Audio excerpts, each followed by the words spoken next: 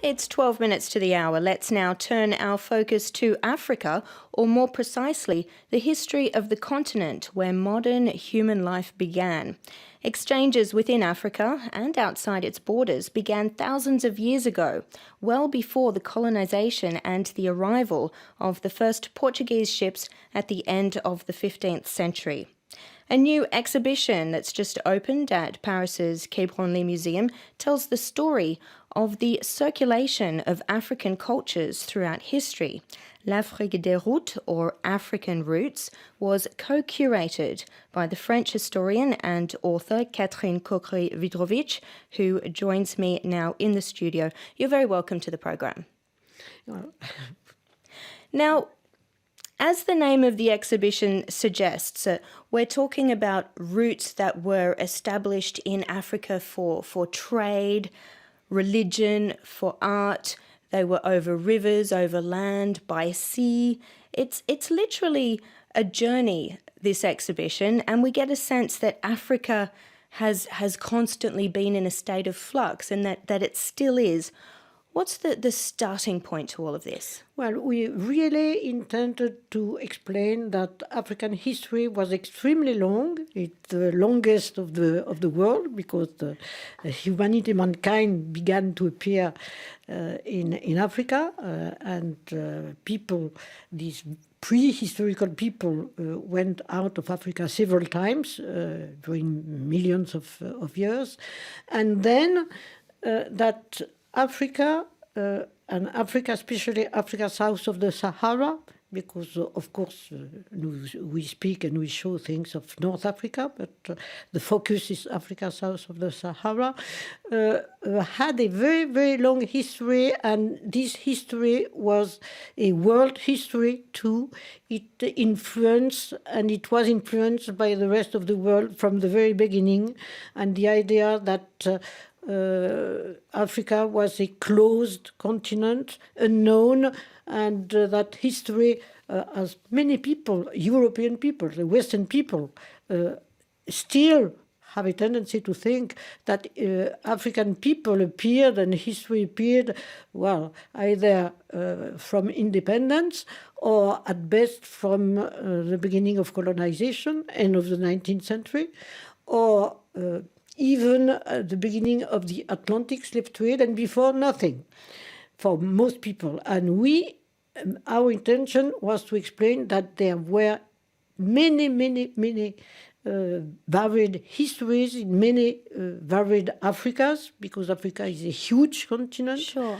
not a country, and to suggest it through the interest, the revelation, and the beauty of varied objects. And so you aim to correct a lot of misconceptions about Africa being a closed-off continent, when in fact it was quite open, and its language, its cultures, its arts travelled far and wide.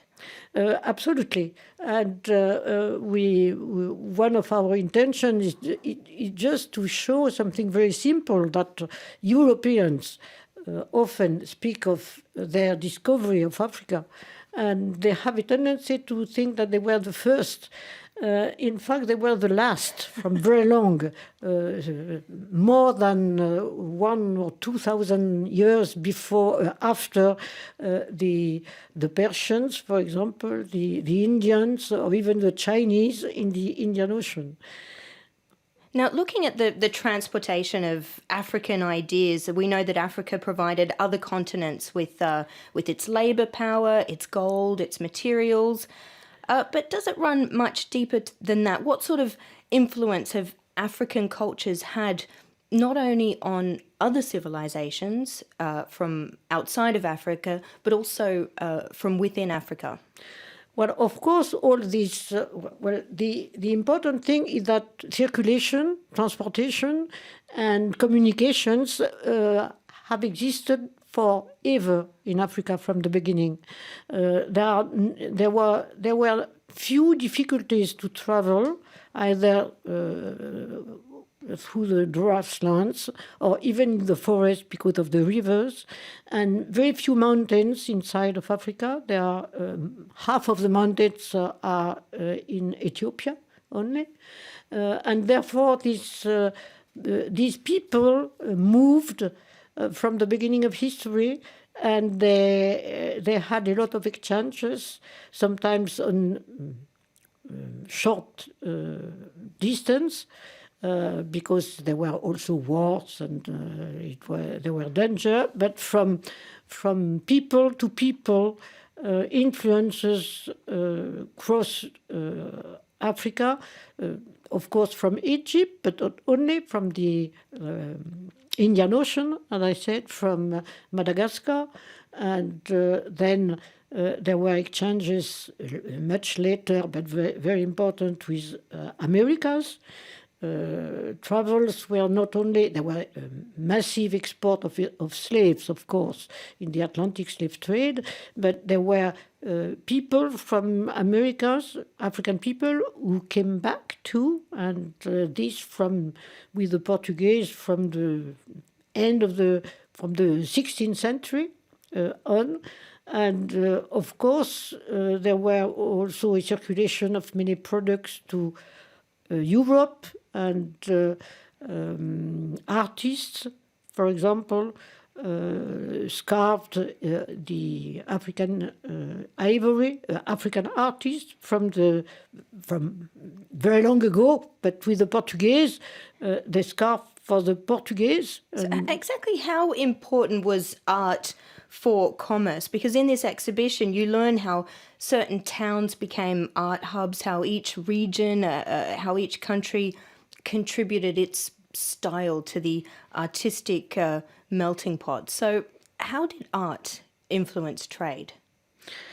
Well, we speak, of course, and this is more the specialty of my colleague and organizer, Gaël Beaujean, who is the chief in the where the object. He was the commissaire of the exhibition. I was just adjunct commissaire and consultant for the historical history of Africa.